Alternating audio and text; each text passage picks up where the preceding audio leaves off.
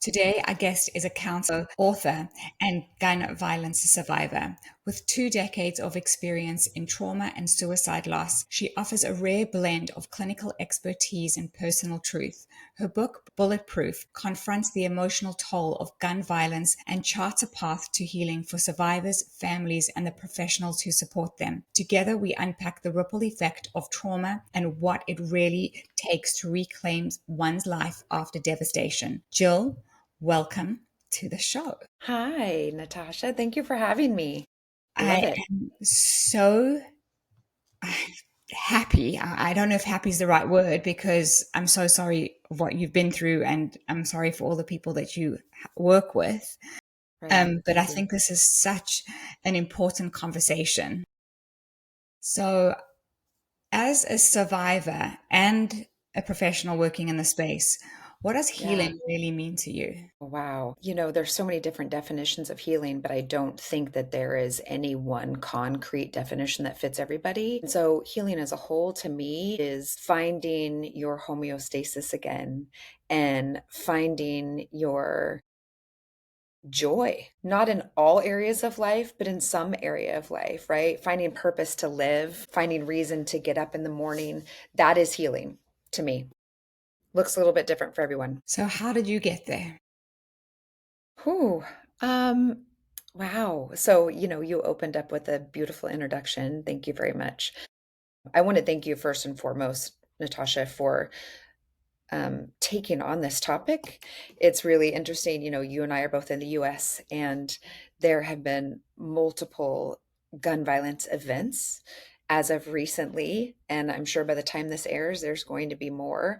But there are still many different agencies, populations, and groups that don't want to tackle this topic. So they would rather not talk about it and kind of hope that it's going to work itself out. And it's obviously not working itself out, right? So thank you for that. Let's just start there. But in your introduction, you had mentioned that I'm a gun violence survivor, and I am. My mom and I were kidnapped when I was 6. Really, it was a carjacking, but there back in the olden days, there wasn't such a thing as a carjacking. We were asked to give two individuals at a mall a ride to a friend's house once my mom allowed them in the car.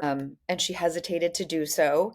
Once she allowed them in the car, we made it about 2 or 3 miles before one of the individuals pulled a gun out from his waistband and held it to my head as I was the pawn and directed my mother to drive to our banks to withdraw all of our money. I would say, I was so young at that time. As I said, I was 6 years old. Healing came very differently for me because it wasn't really addressed in my family.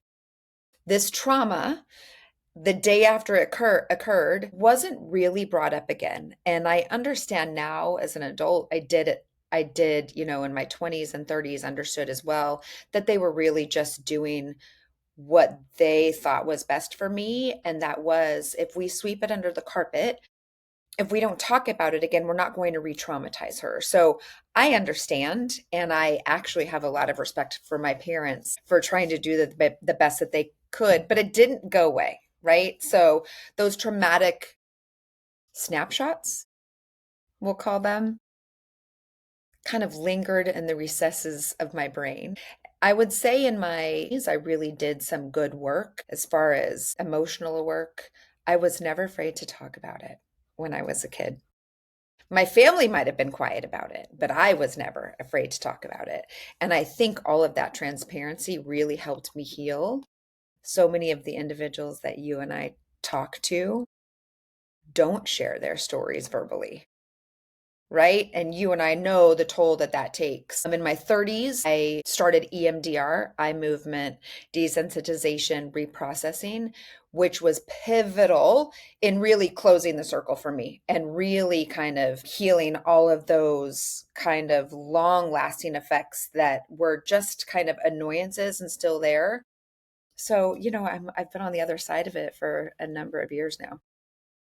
I know, but it's still, I mean, so brave, and so brave of you to keep sharing the story and now helping people. And that's part of what I love about doing the show is that everyone who I sit opposite is a shining example of how you don't have to be trapped by your trauma.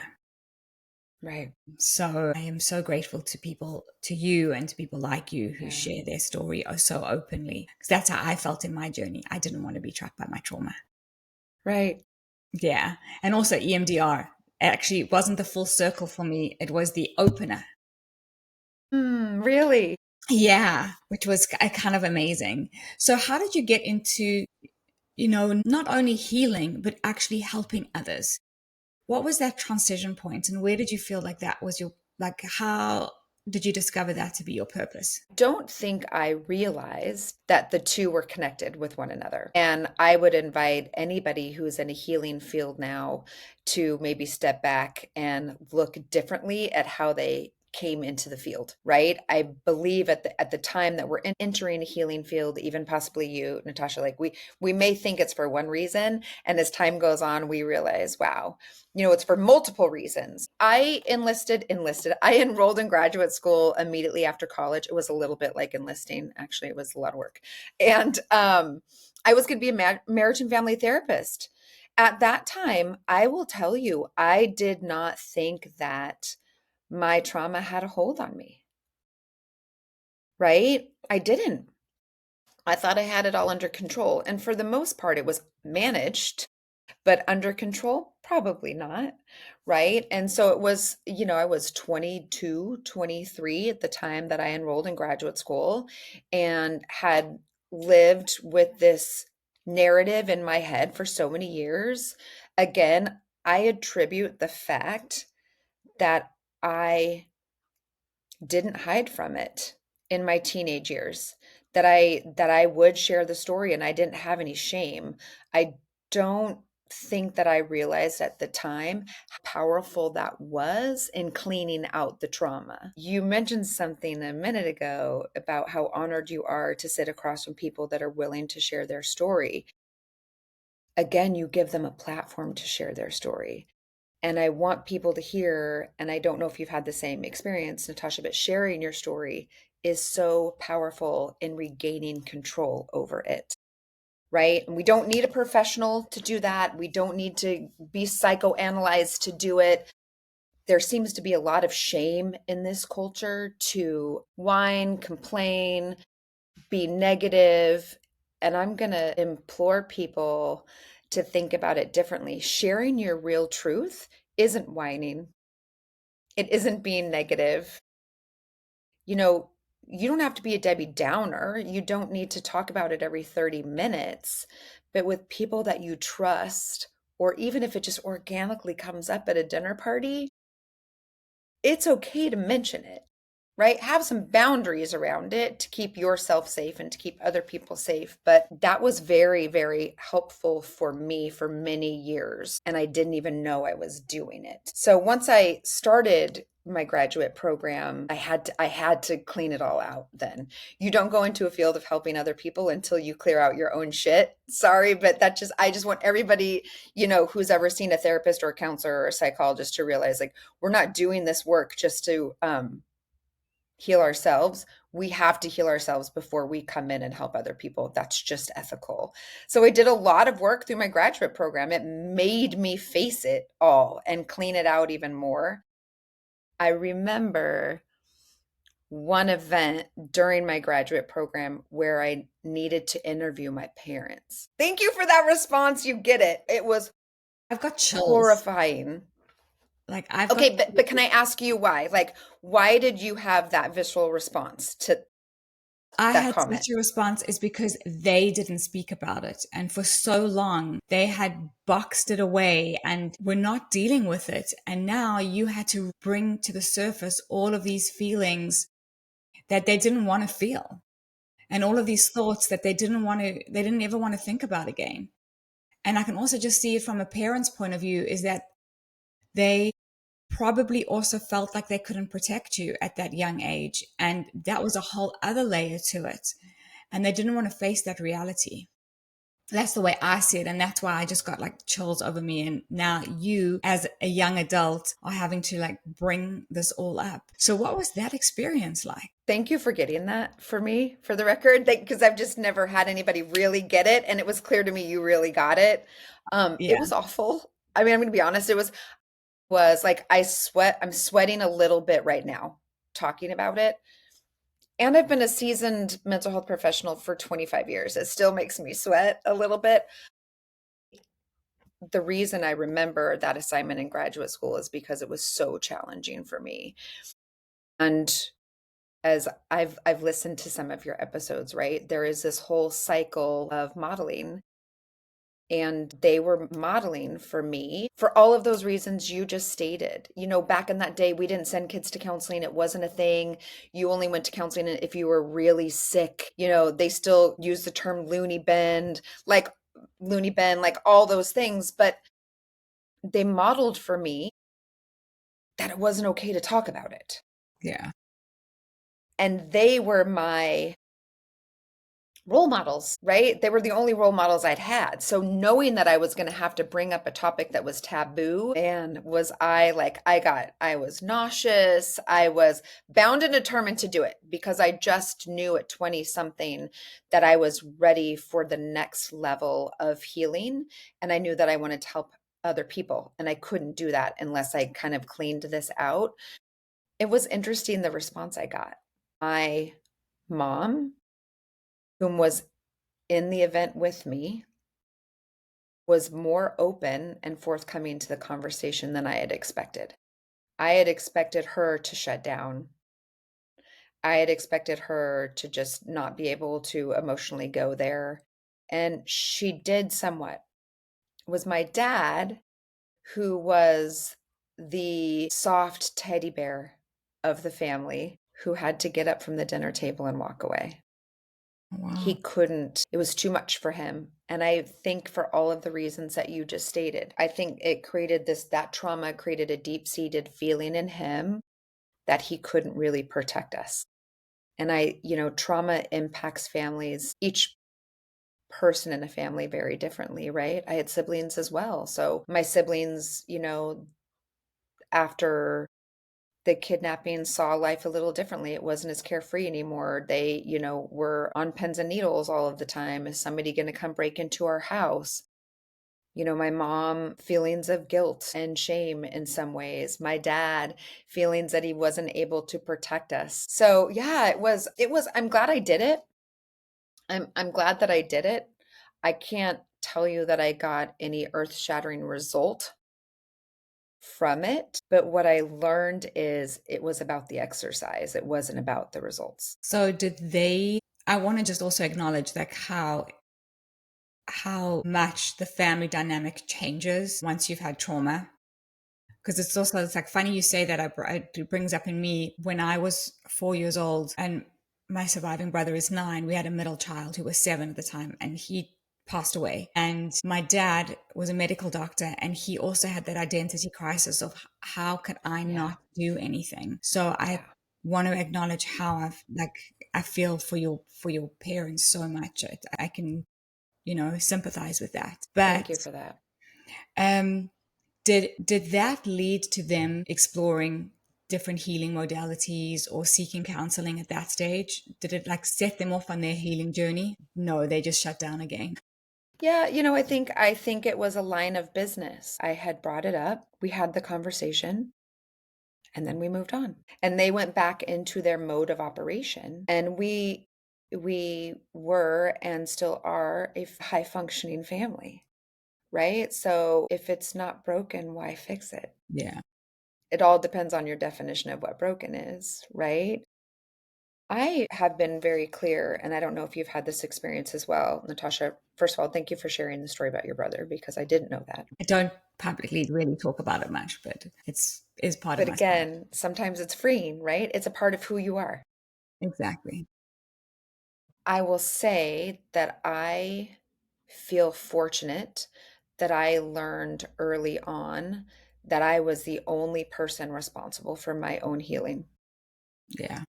Maybe even I maybe probably realized that from the time I was 12. And why I had that clarity and other people don't, I don't know. But it was a gift. And did you also have the realization that you weren't responsible for other people? Like your healing was your healing and you couldn't bring someone else to the party unless they really wanted to come. Eventually. Yes, not at 12. I mean, much later. Much later. I mean, the question that you just asked, which was so insightful, did this catapult your family into different healing? And the answer is no. So it was probably through that exercise that I just described that I realized, okay, that's just going to be their path, and that's fine. I'm going to let them be down their path. And so, probably not until my mid 20s did I realize, and some of that, don't you think, is maturity and wisdom? I wasn't for me to determine how somebody else healed, but by God, I was going to make sure that I took care of myself, right? That I utilized, I was not going to be afraid to utilize different modalities to get myself in a good place because we only have one life, girl. We have one life. And man, I was going to live mine, right? So, besides being a student and learning about this, was there an event or a situation that really like broke you open and allowed you to go even deeper and completely clean yourself out? And I love that you say clean yourself out. It's a term I use too, and I don't find many people using it.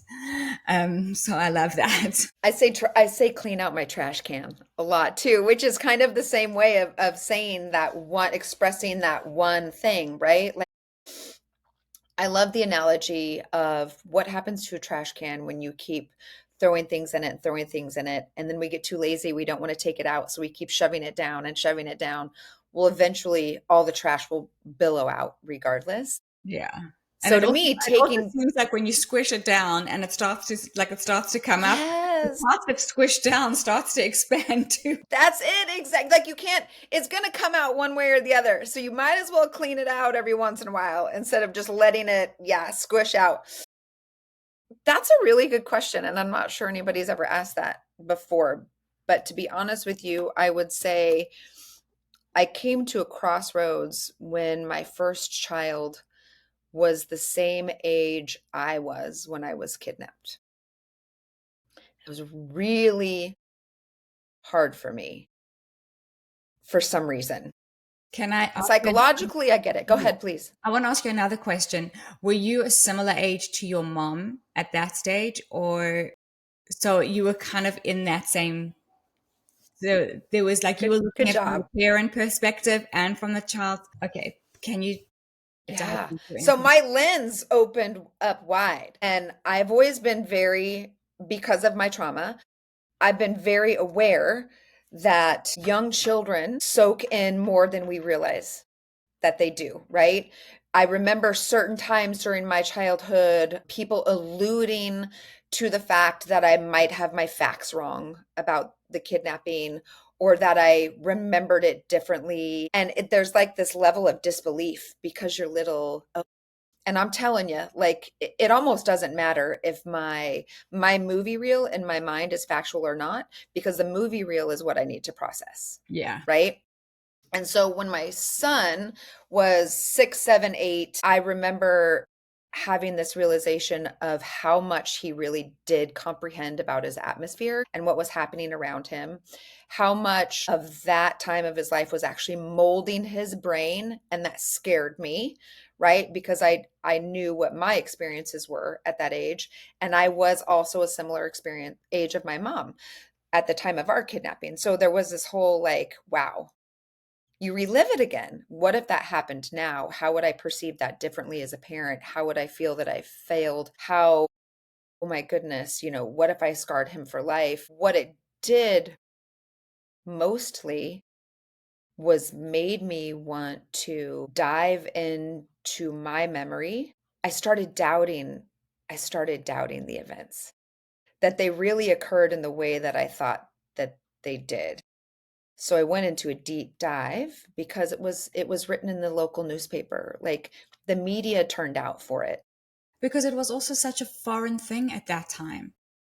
I mean, even today, that specific type of occurrence doesn't really happen. And at that time, I just wanted like, and I don't want to speak for you, but to me, it feels like it was such a safe, trusting time that you did give people rides in your car, and they did land up going, taking them where they needed to go. And it was just a far more open and trusting way of life. And that was completely shattered at that point. And I'm sure everyone around you was feeling the same thing. I was like, how could that happen? So I'm sure it was a massive news event.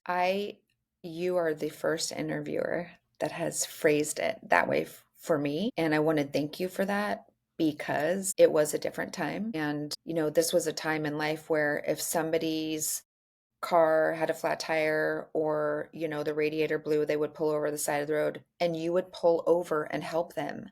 If you didn't, you weren't a nice person, right? You would give little Susie a ride to the store if she had a flat tire or if her husband had the car. Like that's just what you did. It was a much more trusting, loving time.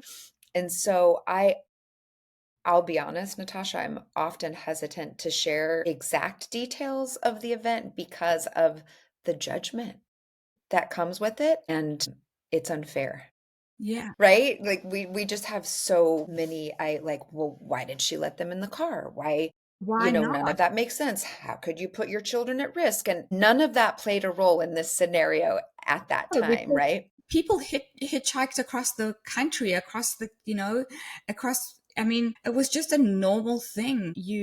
Like I can picture it in my mind. Like I actually had an experience the other day. I was turning onto the freeway and there was a guy on the side of the road and he was flagging people down. And I was like, my son was like, he obviously needs help, mommy. Why don't we stop? And I was like, firstly, I come from South Africa, never ever stopping for anybody. Right. Different. And I was like, I had to explain to him that, you don't know if it's real or not. But, Right. when this happened to you, that was a thing that you did. Right. Right. It was a simpler time, Yeah. right? And again, it wasn't that she just opened up the car doors and said, "Come on in." I mean, there was debate. There was 5 or 10 minutes of have you walked over to the gas station? Have you tried to call? It wasn't like she was, "Oh yeah, sure." I mean, but I love that you brought that up because I will say that is the one thing that I'm still pretty protective of. Unfortunately, now we live in a society where people are quick to judge and label. And it doesn't matter. You and I have both watched it. It doesn't matter what the situation is. They doubt. Why would they do that? Why would they? And that doesn't change the end result. So that was beautiful. Thank you. I forgot the question. What was the question? Oh, I've also forgotten the question. We'll come back to it or we won't. Yeah, exactly. So the question was there a moment in time where there was like an event or something that like broke you open and took you deeper into this? Yeah. And yeah, again, it would be when my son was about the same age that I was at the time of my traumatic event, and I was about the same age as my mom. So what I did is I did go searching for the news articles. I did go searching for the reports. And at that point, I was kind of doing it behind the backs of my family. I was deep diving into this research. Like, was my memory really correct? Did this happen in the way that I remember? It was very uncomfortable for a period of time, in all honesty. I believe that's probably when I started EMDR. It's probably around the time I started EMDR, which was a game changer in my trauma reaction, right? And I now know as a professional that you can seek assistance for a trauma immediately after an event. That's great. Like first aid, psychological first aid, let's get that care so that we can get back to that homeostasis, but that it does re-enter your life at moments when you least expect it for years and years. The impacts of trauma, it's long term, right? It doesn't have to be life altering, but it is long term. So that was one of those times where I was like, well, damn, I do not have as much control over this as I thought I did 2 months ago. We need to go back and revisit. I need to sharpen up my tools. And so I went and sought assistance from a specialist who did EMDR. And within a matter of 6 sessions, I regained more control over my trauma than I had in probably the 20 years prior to that. So, not that this is relevant really, but it's probably relevant to the question that I'm going to ask next. When you were doing that deep dive, did you actually discover that your story was almost as it was? like what you had remembered was actually what happened. And was that liberating? Yes. All of it, yes. I can tell you the flip side of being a trauma expert now is that at times, so what my work specializes in is loss to suicide.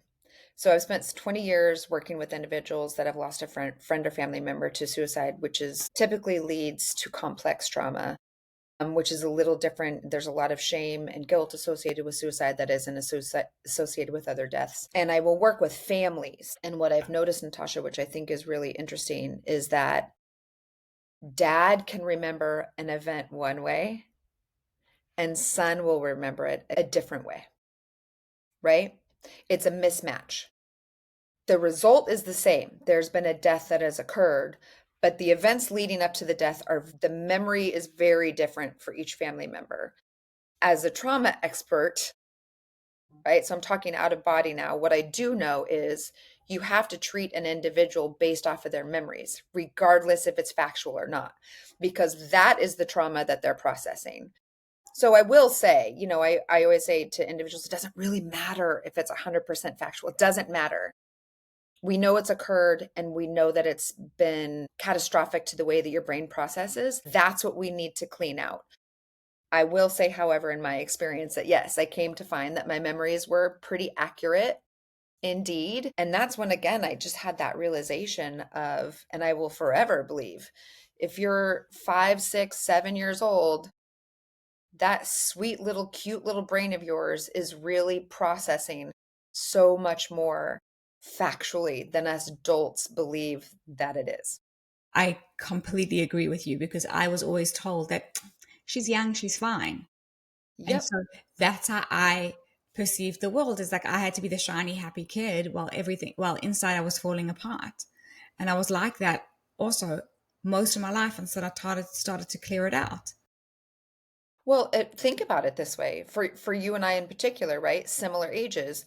If you're told over and over and over again that you're fine, or if you hear whispers in the background that she's handling it so well, Yeah. then as a young child, you feel like you need to live into that persona. So I don't know about you, but did you soon then learn that that was part of the personality that people expected you to portray? Like, Natasha's got it 100%. all under control. She's good. Like, yeah, I am like still to this day, I'm probably one of the most stoic people you will ever meet. really. Yeah. And even though I like now I feel like it's use it to my advantage. Like I use it when I need to. It's not something that uses me. Whereas when I was younger, it used me and that was my life. But I remember like I have memories of like being in high school and like just not even wanting to go to school because I just felt so internally just felt so messed up that I couldn't be the shiny happy person anymore. That when my family would leave, I would just spend the morning crying. Like I'd stay at home and I'd just spend the morning crying. And then they'd come back and I'd be okay because that was the role that I needed to play in my life. Right. And at that age, as you got older, right, as you were a teenager and you would have those moments alone and you would cry, would you even realize or know what it was about? Or was it just a release of energy and emotion for you? I think it was just a release. I didn't know what it was about. Yeah. Yeah. Yeah. That makes a lot of sense to me, Yeah. right? People thought that we just had it all together. And I'm not saying that we didn't. Like, I'm actually not going to take that away from us. Me too. We learned a coping skill. We learned a valuable coping skill, but we needed to make sure we released every once in a while, or then it becomes poisonous. Yeah. I mean, I wouldn't change anything about my life experience because it's made me who I am. Yeah. The only thing I would do differently is that I would be processing. If I was a kid and I had the knowledge that I have now, I would be processing all the time and accelerating my healing and my growth, instead of waiting until now. I was actually explaining something to my son, and you'll probably appreciate this. I interviewed somebody who spoke about the default mode network in the brain. I've never heard about it being spoken about before. So I was super fascinated, and I'm really fascinated about the brain in general because that's how, like, for me that was my way out, was like learning how to heal the brain. So my son is 8 and I was explaining to him that it's like starting to come online now and like all of these things about it. And he was like, well, and he was telling me kind of what he does, which was so cute. And I said to him, well, this is something to be aware of because most people aren't. And then they spend their whole adult Mm-hmm. lives trying to Mm-hmm. unravel it. Right? Awakening. I Yeah. love that. Teach him now, girl. Teach him now. So, Our kids of today are more enlightened than we were, yeah, for sure, I because think, of parents like you. but also I think people are more open. There's just more Yeah. discussion around Acceptable. these things. It's more acceptable. So, how did you become to specialize in suicide? Because there's so many different ways that you could have gone, and this is the one that you chose that is so impactful. I mean, yeah, it's just, and it's so devastating to the people who remain here. I will say that I believe that it chose me instead of me choosing it. I did go to graduate school and I was going to be a marriage and family therapist because I just really appreciate peace and harmony. And again, that probably goes back to my trauma somewhere. But I just wanted to make unhappy families happy, right? I wanted to help facilitate that as well as I could. And during my graduate program, I was in an internship in Washington, D.C. at a grief and loss agency. My fourth day there, they assigned And me to sit in a sub. Yeah, I want to interrupt you there.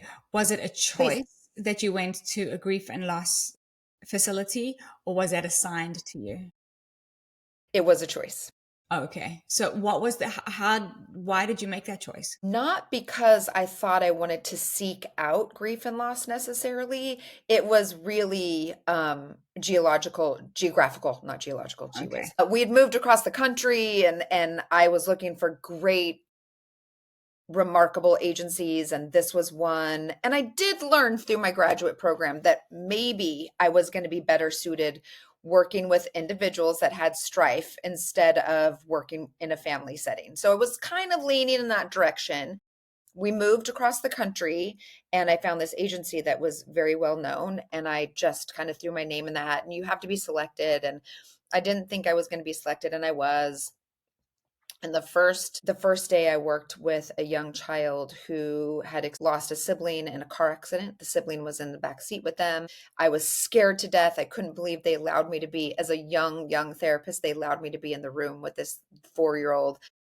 Oh my goodness. The second day, I know. The But second day, I sorry, was scared I to have to death. interrupt you again. Sorry, because I'm just Please go like ahead. picturing this similar age to you in the car in this like parallel situation again. Yeah.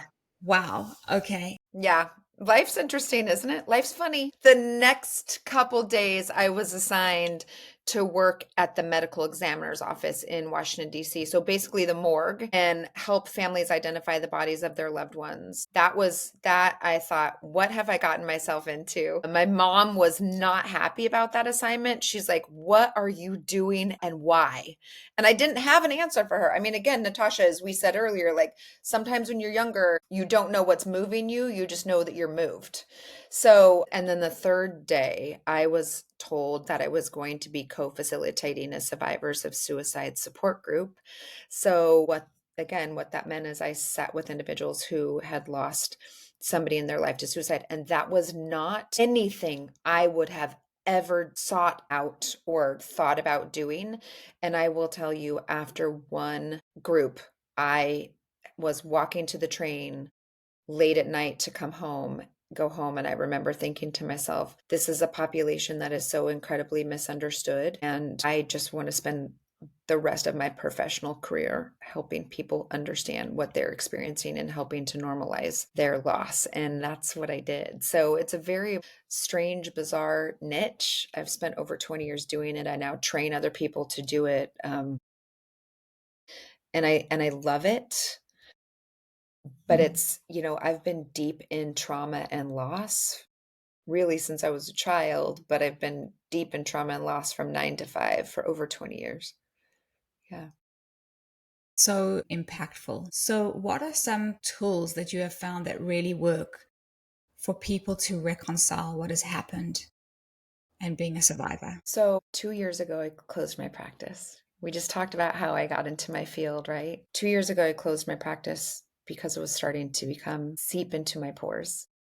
And I needed to do the right thing by my clients and by me. And I spent my time writing a book about gun violence survivors and how to heal and find joy. And that has been incredibly gratifying. I do believe that that really is my legacy, and that is how I started and how I should end. And what I always suggest is clean out your trash can as early as you can. Find a support system that understands you, because sometimes the people in your family or the people around you won't. Sometimes they're as lost as confused about how to help you as you are about how to find help for yourself. That doesn't make them bad people. It doesn't. I also want to recognize, Natasha, that sometimes our caregivers are the forgotten survivors. They've heard stories over and over. They've watched you crumble on the floor. They don't know how to heal your psychological wounds. They know that they just want you back. You don't know if you can ever come back. So I implore those individuals to also seek support for themselves as well. Learning how the brain works. I have chapters in my book, Bulletproof: Healing After Gun Violence and Trauma. I have chapters about how the brain works. You just said it and I loved it, and I want to cheer you because I get it. Learning how my brain worked helped me heal so much. You can't heal what you don't understand. And once you realize how in control of this you are, it is completely empowering, right? So somatic, I believe in somatic healing. I believe in breath work. I'm a huge fan of breath work. I don't know if anybody has heard of fascia work, Amazing. releasing the vagal nerve, all the good stuff, and EMDR. I mean, so it is in the book if anybody is interested, but that's kind of where I want my next chapter to go, is helping people to live a full life after gun violence. So beautiful. So when you were in your practice, I just want to go back to this because I want people to Yeah, I want people to understand this. It does seep into your life. So how did you have daily rituals? Did you have things that you did to protect yourself from that, or try to strengthen your resilience during that time? And second part of the question, do you continue to do that today? great question. I didn't at first. I will be honest with you. The first 10 years, I did not. I was a young woman in her 30s who was learning and thriving and becoming a professional and felt great about what she was doing with the world. And I had a family. So though my life was divided between, I wasn't going to give any time to myself, right? That's probably why it seeped in. Because if you don't take care of yourself in the beginning, it will show up in the end. The last 10 years of my intense trauma work, absolutely, I became physically fit. I believe that there's data that proves that nature is more potent than any antidepressant you could ever take. So I love nature, but I'm also an indoor cycle instructor. So about 10 or 12 years ago, I started just being a spin instructor. And I do that 3 days a week. And it is my alter ego. And I am silly and inappropriate. And I play loud music. And I call it my therapy. I also have my own therapist. I've had a therapist for 7 or 8 years that I see a minimum of monthly, because I think every good therapist should have a therapist of their own, just because of everything that we ingest. And I'm huge into breath work. That's Yeah. beautiful. And I still practice all of those things, to answer question number two. I now find that those are a vital tool of living a fulfilling life. And trauma or not, I think that every individual should practice some type of continuing self-care, self-love, detaching from anything electronic, getting out in nature. What physical fitness does for your brain is underestimated. It's incredible how your brain and your gut talk to one another. So, yeah, it's now a part of my daily life. That's awesome. Jill, you are awesome. I feel so privileged to have had this conversation with you today. So thank Thank you so you. much. We'll put the link to the book in the show notes. And do you work with people at all now? Or is it just through your book that you are healing and helping? It's just through my book. I'm training and I'm talking and I'm coaching other therapists to do the work that I do. That's amazing. Well, thank you so much, Jill. Thank you, Natasha. Great show. I appreciate your time and attention.